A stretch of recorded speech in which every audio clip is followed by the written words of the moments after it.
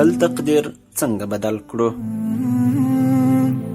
د برات شپه باندې د راتلونکي کال لپاره د انسان د مرګ نیټه، رزق او د انسان هر څه ټاکل کیږي. اوس پوښتنه دا ده که زموږ لپاره په تقدیر کې مرګ یعنی ستې لیکلې وه، نو څنګه یې بدله کړو؟ د برات شپه د کال په اوږدو کې چې د نورو شپو په ډول باندې چې الله تعالی د ځمکې اسمان ته راکښته کیږي او اعلان کوي څوک شته چې زما څخه بخښنه وغواړي او زه یې وبخښم، څوک شته چې زما څخه د رزق غوښتنه وکړي او رزق ورکړم، څوک شته چې غم لري او زه یې غم لرې کړم. د تقدیر بدلول. الله تعالی د ټولو کائناتو مالک او څښتن دی. زموږ تقدیر او د تقدیر بدلول هم د الله تعالی په اختیار کې دي. د الله جل جلاله څخه غوښتنه وکړي چې تقدیر مو بدل کړي، نفل منځونه ادا کړي، سورۃ یاسین تلاوت کړي او بیا د الله تعالی څخه دا دعا وغواړي: یا الهي ته زموږ رب یې، زموږ تقدیر ستا په لاس کې دی، زموږ تقدیر بدل کړي. پروردګاره زما نوم د مړو په لیست کې مه لیکه، زما په ژوند کې برکت واچوي او آخرت ته د آمادګۍ موقع راکړي ترڅو عبادت وکړم. زما رب نن زما د تیر کال اعمال تا ته وړاندې کیږي، زه پر خپلو ګناهونو شرمنده یم،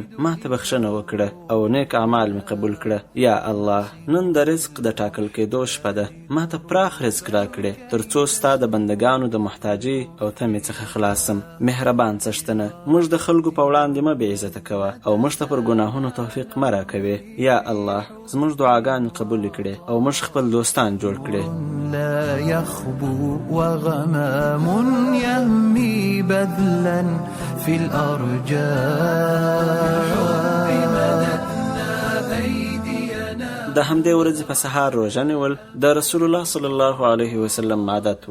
دعا په داسې اخلاص وکړي چې الله تعالی یې خامخا قبلوي. مخ پر قبله په اوداسه کښېنئ، د دعا په سر او پای کې درود ووایاست او د الله جل جلاله څخه مو خپل شرعي غوښتنې وغواړئ.